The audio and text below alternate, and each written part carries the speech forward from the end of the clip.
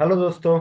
आप सभी का स्वागत है ये स्कूल के यूट्यूब चैनल में। एंड आज के सेशन में हम लोग डिस्कस करने वाले हैं conditional statement in Python. So conditional statement होता क्या है इसके बारे में आज हम लोग समझेंगे। एंड कंडीशनल स्टेटमेंट में कौन कौन से कंडीशनल फंक्शन हम लोग यूज करेंगे उसके बारे में भी आज हम लोग डिस्कस करेंगे। ओके, सो स्टार्ट करते हैं। कंडीशनल स्टेटमेंट होता क्या है इसके बारे में पहले समझेंगे।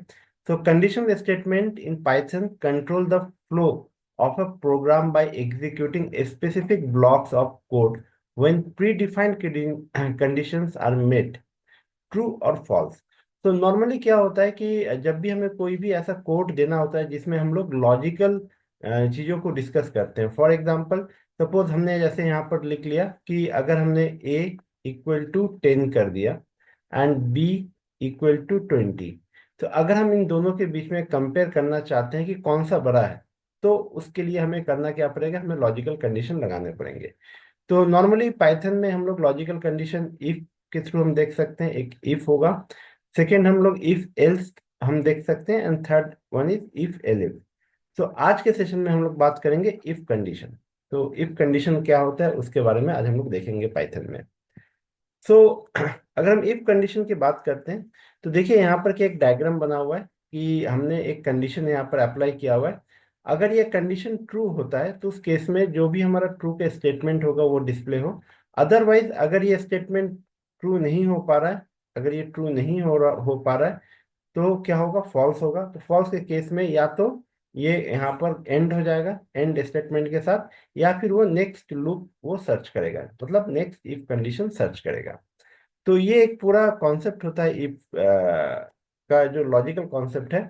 तो आज हम लोग देखेंगे जुपिटर नोटबुक में किस तरीके से हम लोग इफ लॉजिकल कंडीशन को हम लोग एग्जीक्यूट करते हैं। ओके, तो ओपन करते हैं जुपिटर नोटबुक। तो जुपिटर नोटबुक हमने ओपन कर लिया है।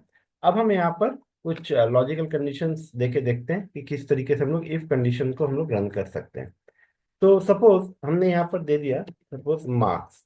तो marks is equal to, suppose हमने दिया यहाँ पर 90।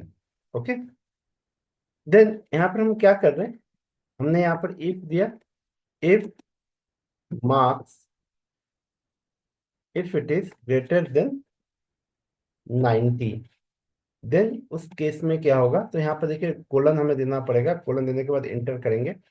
तो इंटर करने के बाद अब हमें यहाँ पर क्या देना होगा कि अगर ये ट्रू स्टेटमेंट होता है तो ट्रू स्टेटमेंट के लिए क्या स्टेटमेंट हमें प्रिंट करना है। तो हमने क्या किया, हमने प्रिंट दे दिया, प्रिंट डबल कोट के अंदर देंगे कि ग्रेड ए प्लस, ये हमने दे दिया। अगर ये कंडीशन सेटिस्फाई नहीं होता है तो उस कंडीशन में क्या होगा, नेक्स्ट लेवल पे हम क्या देंगे। तो नेक्स्ट लेवल पे क्योंकि हमें एक और इफ हमें देना नहीं है, यहाँ पर हम इफ स्टेटमेंट को हम यहाँ पर क्लोज करेंगे अगर फॉल्स भी होगा तो उसके लिए हम लोग करेंगे क्या, हम लोग एक बार इंटर प्रेस करके बैक स्पेस से हम लोग बिल्कुल लेफ्ट अलाइन पे आ जाएंगे। ठीक है, लेफ्ट अलाइन पे आ गए, एंड यहाँ पर हमने क्या दिया, एल्स। एल्स हम यहाँ पर देंगे, एल्स टाइप करेंगे, देन उसके बाद फिर से कोलन। एंड अगर ये ट्रू है तो ग्रेड ए प्लस होगा, अदरवाइज क्या होगा, print, print grade A. Okay, तो नाउ अब हम यहाँ पर रन कर सकते हैं। जैसे हम रन किए तो देखिए यहाँ पर क्या टाइप होके आ गया, ग्रेड ए। तो रिजल्ट क्या आया हमारे पास, ग्रेड ए। क्यों, क्योंकि हमने यहाँ पर मार्क्स क्या दिया था, इक्वल टू 90 दिया था। ठीक है, अगर हम यहाँ पर ग्रेटर देन के जगह पे अगर हम यहाँ पर ग्रेटर देन हटा देते हैं एंड यहाँ पर डबल इक्वल टू, क्योंकि इफ के साथ जब भी हम पाइथन में इक्वल टू देना होता है तब हम डबल इक्वल टू यूज करते हैं। अगर हम डबल इक्वल टू करेंगे तो उस केस में देखिए यहाँ पर क्या आ जाएगा, ग्रेड ए प्लस आएगा, क्योंकि ये इस कंडीशन को सेटिस्फाई कर रहा है। ओके, अब हम एक दूसरा कॉन्सेप्ट देखते हैं इफ में ही। सपोज हमने यहाँ पर दे दिया Ram equal to 28 and Hari equal to 30। तो नाउ अब हम यहाँ पर कंडीशन दे रहे हैं, इफ राम, इस पे देते हैं इफ राम ग्रेटर देन हरी। तो इस कंडीशन में क्या होगा, लॉजिकल हम जो हमारा स्टेटमेंट आएगा, ट्रू स्टेटमेंट, उसके लिए क्या रहेगा, सो इसके लिए हम करेंगे यहाँ पर print Ram is big, Ram is bigger. Okay, now अगर ये कंडीशन सेटिस्फाई नहीं होता है तो क्या होगा, एल्स प्रिंट, क्या होगा, हरी इज बिगर। ओके, तो नाउ अब इसको हम रन कर देते हैं। देखिए क्या लिख के आ गया, हरी इज बिगर।